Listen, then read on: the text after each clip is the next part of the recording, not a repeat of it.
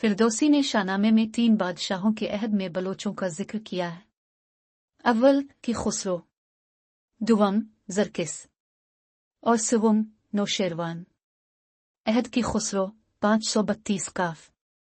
Meme में Bloch बहर खिज़र के जुनूबी साहिली इलाके और को अलब्रज के दामन में रहते थे।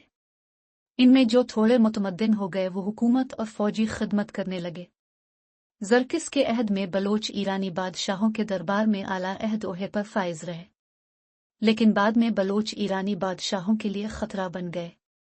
इसलिए उन्होंने निहायत बेदर्दी से उनके खिलाफ जो मुहिम भेजी थी, इसका तज़किरा फिरदौसी ने शाहनामे में बड़ी तफसील से किया है। गुमान है कि इस मुहिम के नतीजे में बलोचों की कुव्वत इस इलाके में टूट गई और मजबूरना जुनूब व मशरिक के पहाड़ों में जाकर रहने लगे। लेकिन डेम्स ने अपनी किताब दी बलोच रेस और गिनकोइस्की ने अपनी किताब पीपल ऑफ पाकिस्तान में कयास किया है कि सफ़ेद आयानों की यूरिश की वजह से बलोचों ने बहर खिज़र के जुनूबी पहाड़ों से किरमान की तरफ कूच किया।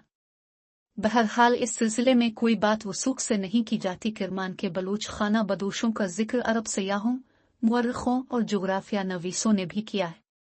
डेम्स ने बलोचों की हिजरत के बारे में अपनी किताब दी बलोच रेस में लिखा है, तर्जमा कामिल अल कादरी।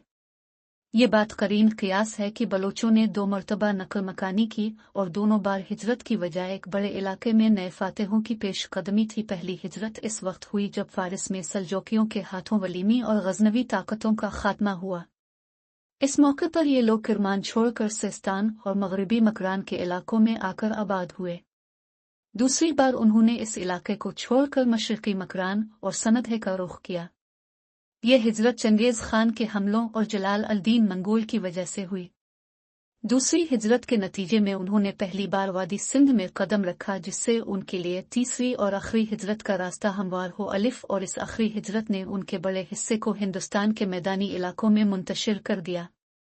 इस आखिरी हिजरत का ज़माना हिंदुस्तान पर तैमूर लांग के हमले और बाबर की यूरिश का ज़माना है। बाज़ कबीलों ने कलात पर काबिज हैकर बलोचों को सिंध और पंजाब के मैदानी इलाकों की तरफ जाने पर मजबूर कर दिया। ये वाक़या बलोची तारीख में नाकाबिल फरामोश है।